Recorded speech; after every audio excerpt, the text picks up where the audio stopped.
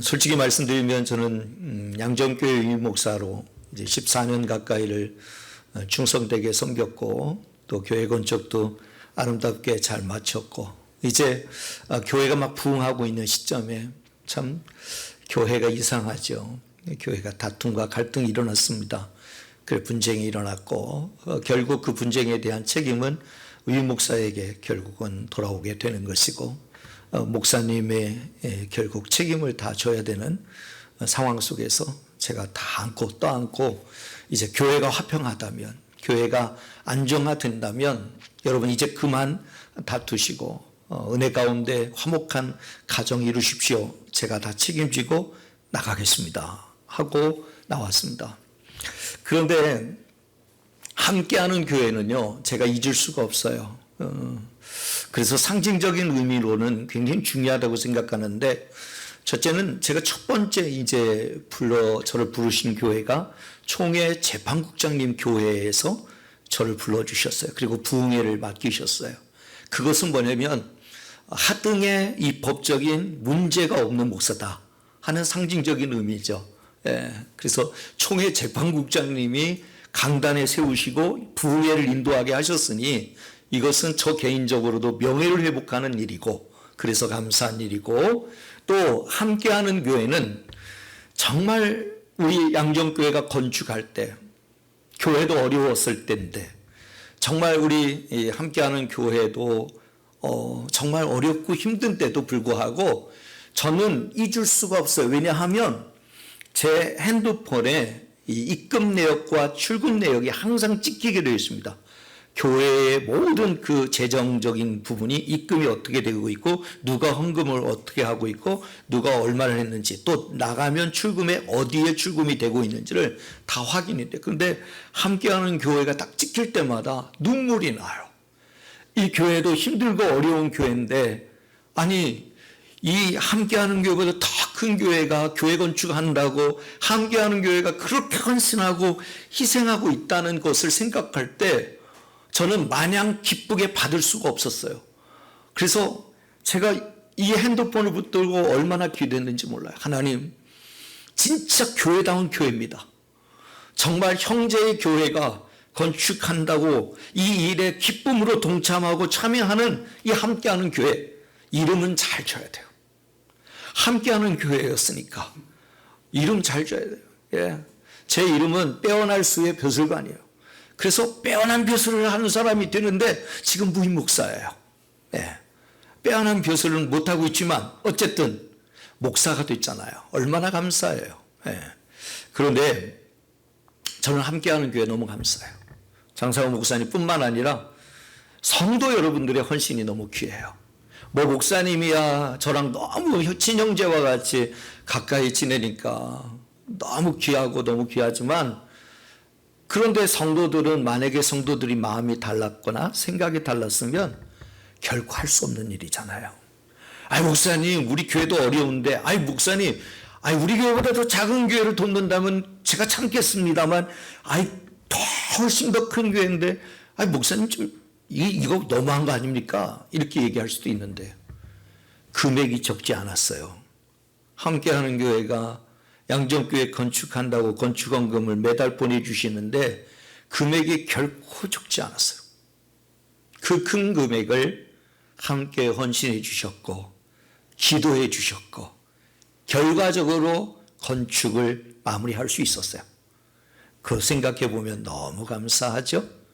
함께하는 교회 성도 여러분 비록 무임 목사가 됐지만 이런저런 이유로 인해서 지금 무임 목사가 됐지만 그래도 하나님이 굶기시지는 않더라고요. 굶기시지 않고 또 지난주에도 부흥회 인도했지만 오늘 함께하는 교회도 이렇게 가고 한 번은 제가 이제 다음 주는 이제 제주도까지 가요. 제주도 라이트하우스 교회 이제 또 말씀 전하러 가고요. 한 번은 제 후배가 전화가 왔어요. 그 교회는요, 이 충북 지역에서도 굉장히 크게 부흥하는 교회고 굉장히 큰 교회예요. 그리고 다음 세대가 활발해서 젊은이들이 막 몰려드는 교회인데 그 후배가 저한테 전화 왔어요. 목사님, 형님, 저희 교회에 오셔서 말씀 좀 전해주세요. 7월 첫째 주에.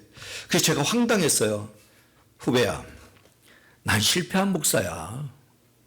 내가 가서 무슨 얘기 하겠어. 아니요, 형님. 형님이 지금까지 목회해온 것을 누구보다 저는 잘 알아요. 형님, 실패한 얘기가 곧 성공한 얘기가 될 것 같아요. 이야기해 주세요. 그러는 거예요? 이게 놀리는 건가? 예. 난 실패한 목사인데?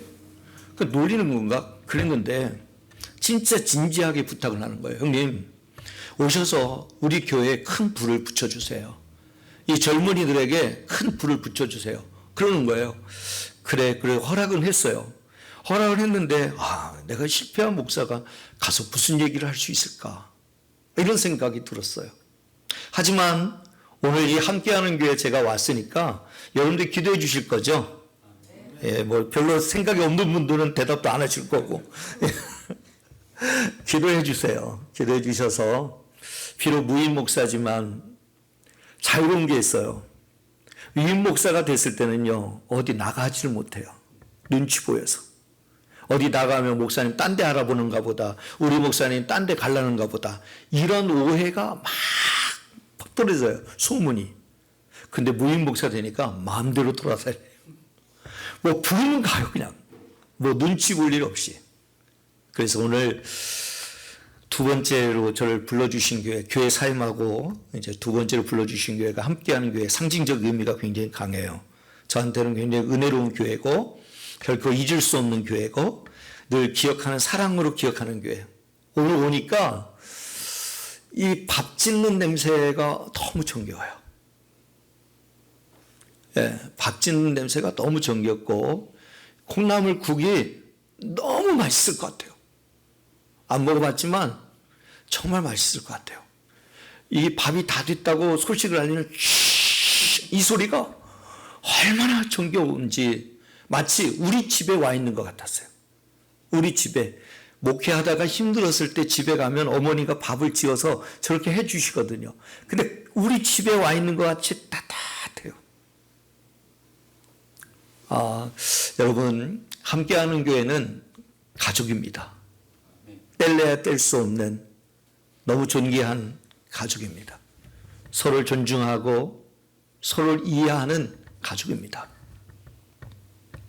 마크 트웨인이 이런 얘기를 했습니다. 마크 트웨인이 학자인데요, 이런 얘기를 했어요. 설교 시간이 20분에서 더 길어지면 구원받기로 작정한 자가 구원받기를 포기하게 된다. 그래서 설교 시간은 20분 안에 맞춰야 된대요. 그런데 제 무임 목사잖아요. 그런 거에 전혀 상관하지 않아요. 어차피 다음에 안 불러주시면 할 수 없는 거잖아요. 그러니 저는 편안하게 여러분들과 함께 말씀을 나눌 거예요. 그러니까 그렇다고 긴장하지 마세요. 시계 보지 마세요. 제가 정해진 시간 동안에 말씀 나누고 마치도록 할게요. 아셨죠? 예. 여러분 한번 따라해 볼까요? 축복 중에 축복은 내가 예수 믿은 것이 축복이고, 행복 중에 행복은 내가 주께 드린 기도가 응답받는 것이 행복이고, 예. 은혜 중에 은혜는 하나님의 말씀이 들려질 때 아멘 할 수 있음의 은혜입니다. 동의하십니까? 예. 이 분위기가 좀 따라하는 분위기가 아닌가 보죠? 다들 어색해 하시고 힘들어 하시는 분위기가 물씬 나서, 죄송합니다. 제가 여러분들 분위기를 못 맞춰서, 이해해 주세요. 예, 이해해 주세요. 근데 진짜로 한번 생각해 보세요. 진짜 축복 중에 축복은 내가 예수 믿은 게 축복이에요. 길거리 다닐 때 억지로 예수 믿으세요, 교회 다니세요라고 막 강요한다고 누가 예수 믿겠습니까? 이거는요, 이미 성령이 내 마음에 감동을 주시고 내 마음에 예수 믿을 믿음을 주신 거예요. 그래서 내가 누구의 억지가 아니라, 강요가 아니라 내가 예수를 믿게 된 거예요. 여러분 생각만 해도 이건 축복 중에 축복이에요. 내가 예수를 믿는다. 야, 내가 사람을 믿는 것도 힘든 세상인데, 그렇잖아요. 왜냐하면 사람은 배신하거든요. 사람은 이렇게 상처를 줘요. 14년 동안 목회를 열심히 했거든요. 교회 건축까지 잘 끝낸 목사를, 충성되게 섬긴 목사를 이렇게 상처를 주잖아요. 사람은 배신을 해요. 그런데 예수님은 우리를 배신하지 않아요. 예수님은 우리를 위하여, 살리기 위하여, 우리의 죄를 씻기 위하여, 죽으시기 위하여 이 땅에 오신 분이 예수님이잖아요. 와, 그런데 내가 누가 강요하지 않아도 내가 예수를 믿는다? 와, 이거는요, 축복 중의 축복이에요. 그리고요, 여러분, 생각해 보세요. 진짜 행복이 뭐냐? 진짜 행복이 뭐냐? 행복은요, 진짜 내가 주께 드린 기도가 하나님께서 응답해 주실 때, 여러분, 이거 행복이에요. 여러분, 우리는 살아가면서 수많은 기도의 제목들을 가지고 살아요. 그렇잖아요. 아마 제가 듣기로는, 우리 목사님 통해서 듣기로는 함께하는 교회도 지금 많은 아픔들이 있다는 이야기를 들었어요.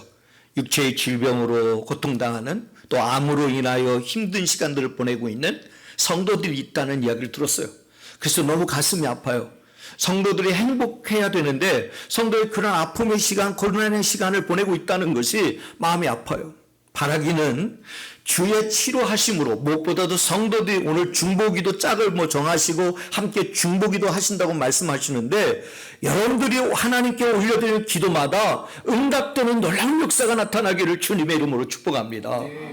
아멘입니다.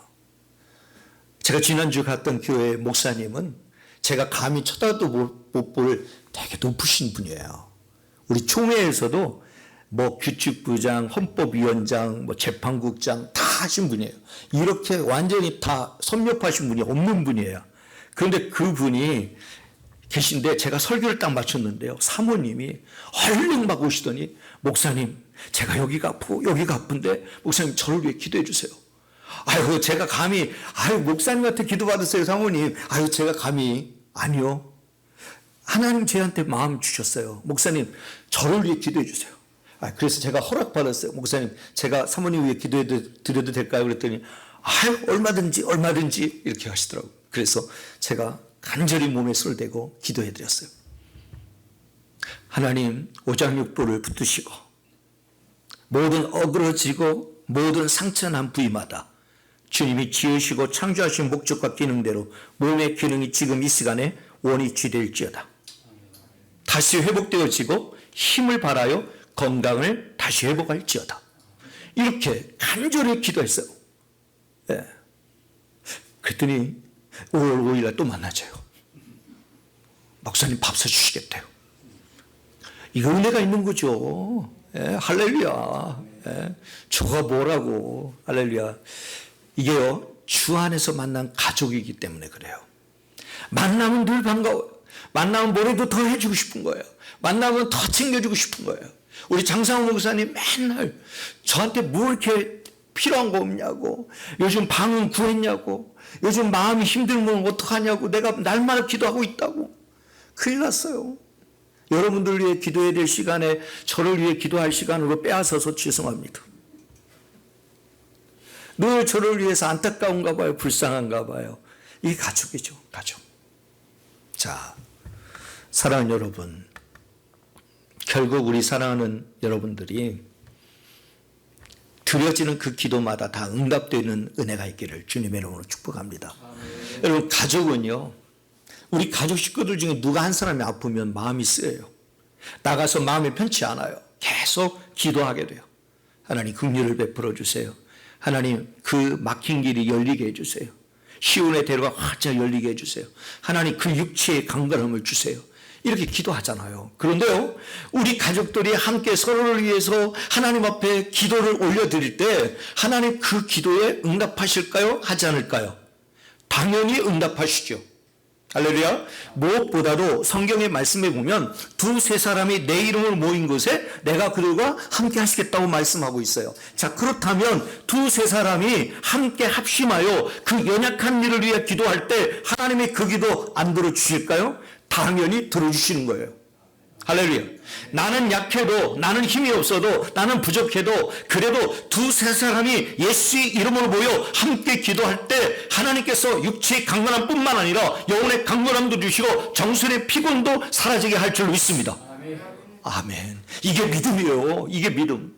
우리 함께하는 교회 성도들이 지금 비록 약하고 힘이 없고 또 몸에 어려움이 찾아와 있을지라도 세 사람만이라도 기도를 요청하세요. 내가 지금 이렇게 힘든 가운데 있는데 나를 위해 기도해달라고. 그러면요, 여러분, 그 두세 사람 중에는 반드시 2명은 기도할 거예요. 1명 까먹어도. 그죠? 여러분, 그러면 여러분 역사가 일어나는 거예요. 역사가. 귀한 성도들에게 하나님께서 응답으로 함께 하시기를 주님의 이름으로 축복합니다. 사랑합니다. 사람은 살면서 수많은 상처들을 받습니다. 본의 아니게 했던 말이, 무심코 내뱉은 말이, 아무 생각 없이 했던 행동이 내 곁에 있는 이들에게 상처와 아픔을 줄 때가 있습니다. 나는 그런 뜻으로 말하지 않았는데, 나는 그에게 상처를 주려고 행동하지 않았는데, 그런데 많은 사람들은 얘기합니다. 내가 너 때문에 상처받았어. 내가 너 때문에 내가 시험에 들었어. 라고 이야기를 합니다. 참 황당합니다. 참 억울합니다. 그런데요, 그 억울함, 누구도 이해하지 못하는 그 억울함을 여러분 있을 때 누구에게 가장 먼저 달려갑니까? 아무도 나를 이해해 주지 않아요. 세상은 나를 이해해 주지 않고 오히려 세상은 나를 평가하고 나에 대해서 손가락질하고 나를 향하여 지적합니다. 네가 그렇기 때문에, 너 평소에 네 성격이 그랬기 때문에 너가 문제가 있을 거야. 분명히 문제가 있으니까 그런 일들이 있지. 이렇게 지적하고 평가하는 일들은 많아요. 그런데 그렇게 억울하게 상처를 받았을 때 우리가 누구에게 제일 먼저 달려갈까? 가족입니다. 가족은요, 안아줘요. 혹 실수했어도, 혹 잘못했어도, 혹 뭔가 큰 죄를 지었어도 가족은요, 먼저 나부터 걱정해 줍니다. 그래, 네 몸은 괜찮아? 네 몸은 어때? 그래, 마음은 어때? 많이 힘들지? 그래서 안아줍니다. 가족입니다. 가족은 지적하지 않습니다. 너 그럴 줄 알았다. 네가 하고 다닐 때 내가 그럴 줄 알았다. 네가 말 함부로 할 때 내가 그럴 줄 알았다. 이렇게 평가하지 않아요. 아무리 큰 죄를 지었어도, 아무리 큰 실수를 했어도 가족은요, 안아줍니다. 그래, 너는 괜찮아? 네 마음은 어때? 힘들지 않아? 이거예요. 우리 장상호 목사님 저에게 가장 많이 하신 말씀이 그 말씀. 주일날 아침이 되면 저한테 문자 와요. 일부 영상 보니까 서 목사 얼굴 괜찮네, 잘 견디고 있네, 이기고 있네, 힘내, 오늘도 멋진 주일 보내세요, 이렇게 보내요. 거의 매주 저한테 문자를 보내요. 그러니까 목사님은 항상 살피고 있다는 거예요. 제가 못 견디고 있나, 잘 견디고 있나, 상처받아서 떠나질 않았나, 뭐 이런 거. 그렇게 해서 응원을 해주세요. 막 응원해 주시고, 우리 기도해 주시고, 그 덕에 견딘 거예요. 여기까지. 양정교회가 분쟁이 있은 지 2년이 되었어요. 참 아픔의 시간이었죠. 교회 건축하고 바로 이후부터 분쟁이 시작된 거예요. 네. 참 놀랍죠. 타이밍도 정확해요. 교회 건축 마치고 교회가 막 붕하고 매주 새 가족들이 막 10명씩 5명씩 들어오는데 막 감당할 수 없을 만큼 들어오는데 분쟁이 일어난 거예요. 참 이상하죠. 사랑하는 여러분, 가족은 비난하거나 섣불리 충고하지 않는, 내 아픔에 함께 동참해주는 마지막 안식처가 되어야 돼요. 여러분의 가정도 그래야 돼요. 비난하거나 지적하거나 너 그럴 줄 알았어 책망하거나 하지 않고, 그냥 혹 그런 일이 있어도 모른 척 해주고, 혹 그런 실수가 있어도 그냥 마지막 마음의 안식처가 바로 가정이어야 됩니다. 그런데 이 가정이 만약에 깨어지거나 가정이 만약에 서로를 향하여 비난하고 지적하고 서로를 향하여 한다면 여러분 돌아갈 곳이 없어요. 세상에 가면 더 상처받아요. 세상에 가면 위로를 받을 길이 없어요. 오히려 술에 찌들게 되고 향락에 찌들게 되고 엉뚱한 것에 찌들게 돼요. 시간을 허비하고 낭비하게 돼요. 그러나 가정이 이 마지막 안식처가 된다면, 내 아픔에 함께 해주는 마지막 안식처가 된다면 여러분 언제든 돌아갈 곳이 있는 거예요. 아픔을 받아도 상처를 받아도 언제든 돌아갈 곳이 있는 거예요. 그래서 가정이 필요한 거예요. 여러분 가정의 달이 시작되는 오늘 여러분들의 가정이 이런 곳이 되기를 주님의 이름으로 축복합니다. 아픔을 함께 해주는 마지막 안식처가 돼서, 그래서 가족들이 세상에 지치고 오해를 받고 억울한 일을 당하고 힘들고 지쳐있을 때 언제든 우리 가정은 따뜻한 가정, 행복한 가정, 위로가 있는 가정, 품어주는 가정, 사랑이 넘치는 가정, 그리고 말 없이 이해해주는 가정, 이런 가정이 될 때 교회도 마찬가지고 또 가정도 마찬가지고 이런 가정이 결국 잘 되는 거예요. 그래서 가정은 언제나 화목해야 하고 가정은 언제나 따뜻한 보금자리여야 합니다. 그런 의미에서 여러분 우리나라 한자어로 가만서성이라는 말이 있잖아요. 가정이 화목해야 만사가 잘 풀린다는 거예요. 만사가 잘 된다는 거예요. 가정이 화목하지 않으면 여러분 밖에 나가서도 일이 안 돼요. 그렇잖아요. 가정이 화목해야, 가정이 화평해야 밖에 나가서 혹 실수하더라도 그냥 넉넉히 이기고 가요. 저 보세요. 무임 목사인데도 얼굴 표정이 밝잖아요. 가정이 화목해서 그래요. 네. 제가 목회하면서 절대로 포기할 수 없는 일이 있었어요. 그게 뭐냐면 가정이었어요. 저는 교회도 중요하고 성도들도 참 중요해요. 그런데 가정도 중요해요. 가정이 상처받는 일을 할 수가 없었어요. 분쟁의 틈바구니에 끼어서 저는 목사니까 앞에서 서고 있지만 뒤에서 힘들어하는 아내를 볼 때 이제는 안 되겠다. 그리고 자녀들이 힘들어하는 모습을 볼 때 이젠 더 이상 안 되겠다. 더 상처를 주진 않아야 되겠다. 나로 인하여서 더 아내에게 상처를 주고 자녀들에게 상처를 줘서는 안 되겠다. 그래서 과감히 결정을 해버렸어요. 저 이제 떠나겠습니다. 미련 없이 떠나겠습니다. 그리고 한 사람도 누구도 원망하지 않겠습니다. 그냥 감사함으로 가겠습니다. 감사함으로. 오늘 본문에, 읽은 본문에 우리에게 도전하고 있는 것이 바로 그거예요. 우리에게 질문하고 있어요. 이렇게 질문해요. 질문을 어떻게 질문하냐면 이렇게 해요. 가난한 집안에는 돈 대신 화목이 있고 부유한 집안에는 화목 대신 돈이 있는데 어느 것을 선택하겠느냐. 이렇게 도전하고 있어요. 도전.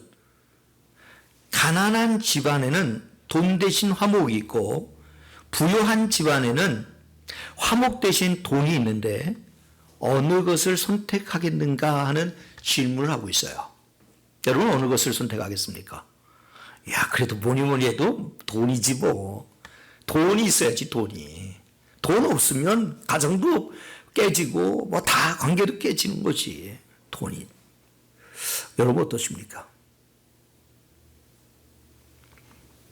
만약에요, 내가 행복하기를 원한다면 이렇게 생각하셔야 돼요. 돈은 없어도 괜찮아.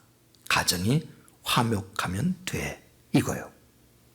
이런 교훈을 주는 것이 오늘 읽은 본문의 말씀이에요. 돈은 없어도 괜찮아. 가정이 화목하면 돼. 그런데 우리는 세상의 가치관에 너무 빠져 있다 보니까 어떤 가정의 화목보다는 무엇에 더 중점을 두냐면 돈에 중점을 둬요. 만몬신에 사로잡혀서, 그 우상에 사로잡혀서, 야, 그래도 돈이 필요하지. 돈. 세상 살려면 돈이 필요하지. 그렇지 않던데요. 저는 가족들이 함께 있으니까, 제가 무임 목사가 되니까요, 이제는 가족들과 함께 할 수 있는 시간이 많아지잖아요. 이제 부르는 데가 없으니까. 그러니까 아내와 함께하는 시간, 자녀들과 함께하는 시간, 그냥 함께하는 시간을 이렇게 많이 보내요. 막둥이 아들과 함께하는 시간, 같이 놀고 같이 카페를 가고 같이 이야기를 나누고, 저는 이것이 하나님께서 저희 가정에 주신 축복의 기회라고 생각해요. 만약에 목회를 하고 있으면, 제가 양정교회 유임 목사면요, 만약에 지금도 그러고 있다면 전 가정을 돌볼 여유가 없어요. 왜냐하면 너무 바빠요. 바빠도 너무 바빠요.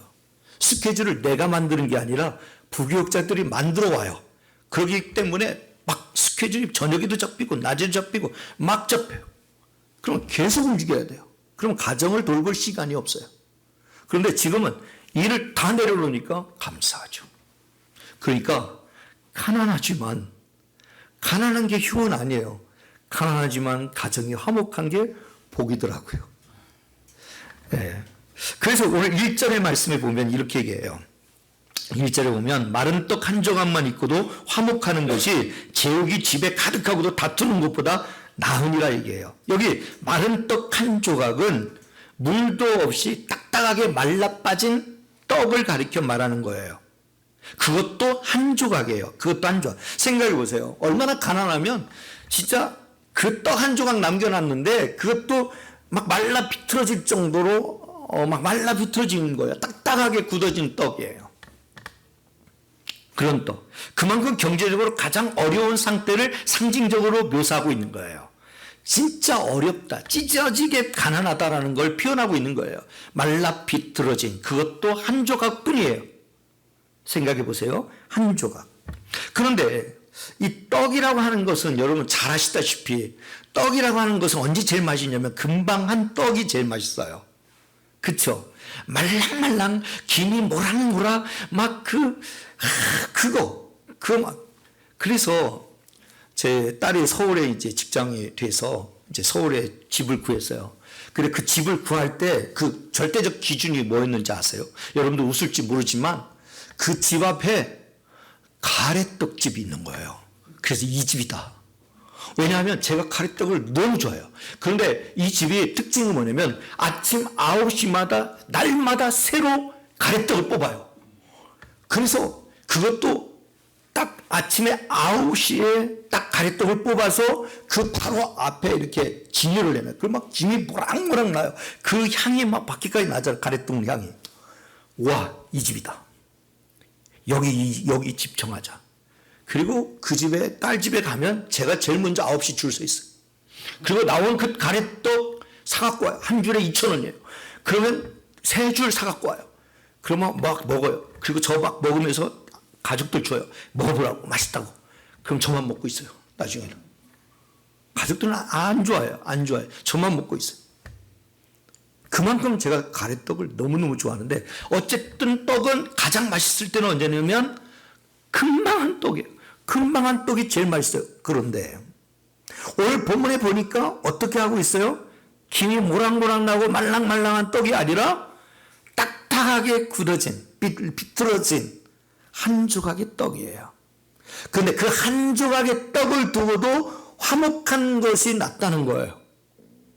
여기 보면 여기 반대로 집에 제육이 가득하다는 얘기 나오죠. 집에 제육이 가득하다. 이것은 무엇을 상징하냐면 경제적으로 풍족한 거예요. 경제적으로 여유가 넘치는 거예요. 부족함이 없는 거예요. 그냥 먹을거리가, 고기가 항상 준비되어 있는 거예요. 항상. 여러분, 고깃집에 가서 여러분들 계산하시잖아요. 아유, 저건 먹고 싶은데 내가 돈 계산하면, 뭐 저거 못 먹으니까 그 밑에 거, 또는 밑에 거, 좀 싼 거. 에이, 그냥 갈비탕이나 한 그릇 먹고 하자. 하고 나오잖아요. 이게 일반적인 사람들의 모습이에요. 뭐 떵떵거리고 뭐 한우 A2 플러스 막 해가지고 뭐 이렇게 드시는 분들 많지 않거든요.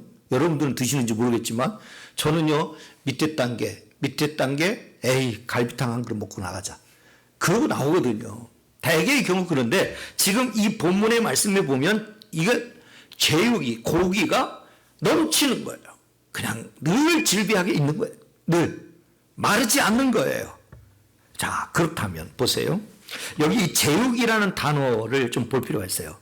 이 제육의 단어를 보면 한자로 제사제자를 써요. 제사제자, 그 다음에 축제할 때 제자 이렇게 쓰는데 제자는요. 그럼 육은 고기죠. 그러니까 축제할 때나 제사 드릴 때 이 제육 고기가 떨어지지 않는 거예요. 그만큼 부유한 상태를 설명하고 있어요. 그런데 이 17절 이 말씀을 한 줄로 딱 요약해서 정리하면 저는 이렇게 생각하는 거예요. 가정을 행복하게 만드는 것은 제육이 아니라 뭐다? 화목이다. 이거예요. 가정을 행복하게 만드는 것은 제육이 아닙니다. 고기가, 돈이, 부유함이 행복하게 하는 것이 아니라 화목한 것이 여러분 행복하게 하는 것입니다. 교회는요, 화목해야 돼요. 우리말에 이 콩가루 집안이라는 말이 있죠. 콩가루 집안. 예. 여러분, 왜 이 말이 나왔는지 아세요? 왜 콩가루 집안이라는 말이 나오는지 아세요? 이 집안에 분란이 끊이지 않고 가족들 모두 그냥 제멋대로인 가족들을 가리켜서 콩가루 집안이라고 해요. 그러니까 무슨 아버지의 권위도 없고 엄마의 자리도 없고 위치도 없고 뭐 다들 제멋대로예요. 뭐 제멋대로 뭐 자기 하고 싶은 대로. 이런 집안을 콩가루 집안이라고 그래요. 막가는 집안. 예. 막가는 집안을 콩가루 집안. 왜 근데 하필 여러분 콩가루가 있을까? 밀가루도 있고. 예. 여러분 다른 것도 있잖아요. 보리가루도 있고 옥수수가루도 있고 뭐 다 있는데 왜 콩가루라고 했을까? 여러분 다른 곡물들은 반죽하면 잘 뭉쳐져요. 그런데 콩가루는 반죽하면 안 뭉쳐요. 뚝 떨어지고 또 뭉쳐져요. 제가 아프리카를 많이 가는데요. 아프리카 가면요 우갈리라고 하는 음식이 있어요. 꼭 먹어야 돼요. 우갈리. 이 우갈리는 이 옥수수를 막 이겨서 그래서 옥수수를 삭혀요. 삭혀서 이걸 먹어요. 밥처럼 이렇게. 너무 싫어요. 막 여러분 생각해 보세요. 이 옥수수를 막 이렇게 이겨가지고 이렇게 삭혀요. 삭힌 걸 이렇게 떠먹는단 말이에요. 웬만한 비 되는 사람 아니면 못 먹습니다. 그런데 배고프니까 먹게 되더라고요. 그래서 이렇게 손으로 먹거든요. 이렇게 손으로 해서 이렇게 먹고 이렇게 먹고. 꼭 한번 드셔보셨으면 좋겠어요. 기회 되면 저 나중에 아프리카 갈 때 같이 가셨으면 좋겠어요. 예. 함께하는 교회는 제가 늘 함께 하겠습니다. 예. 그래서 한번 우갈리를 한번 드시도록 한번 했으면 좋겠는데 콩가루는 반죽을 해도 이게 뭉쳐지지 않아요. 그래서 콩가루 집안이라는 것은 가정의 화목이 무너진 가정을 가리켜 말하는 거예요. 사랑하는 여러분, 여러분들의 가정 안에 때로는 풍랑이는 바다와 같이 늘 갈등이 일어날 수도 있고요. 때로는 서로에 대한 원망, 불평이 가득할 수도 있고요. 늘 다툼의 소리가 끊이지 않을 수도 있지만 그러나 만약에 그렇다면 그 가정은 지옥이 될 수 있습니다. 천국이 아닙니다. 여러분들이 힘써야 될 것은 여러분의 가정이, 여러분의 교회가 지옥이 아닌 곳이 되어야 됩니다. 천국이 되어야 합니다. 교회 올 때 천국에 가는 마음으로 기분 좋게 설레는 마음으로 이곳에 와서 예배 드릴 때 하나님 큰 은혜 부어주실 줄로 믿습니다. 아멘입니다. 여기서 더 길어지면 여러분들 신경질 나기 때문에 저는 여기서 마치겠습니다. 아무쪼록 가정의 달입니다. 이 가정의 달에 여러분 모두가 정말 화목한 가정 이루셔서 그리고 교회도 화목한 교회 되는 일에 힘쓰셔서 그래서 함께하는 교회에 속한 모든 권속들이 모두가 행복해하는 모두가 축복 속에 살아가는 모두가 은혜 속에 승리하는 여러분들 되시기를 주님의 이름으로 축복합니다. 날마다 믿음으로 나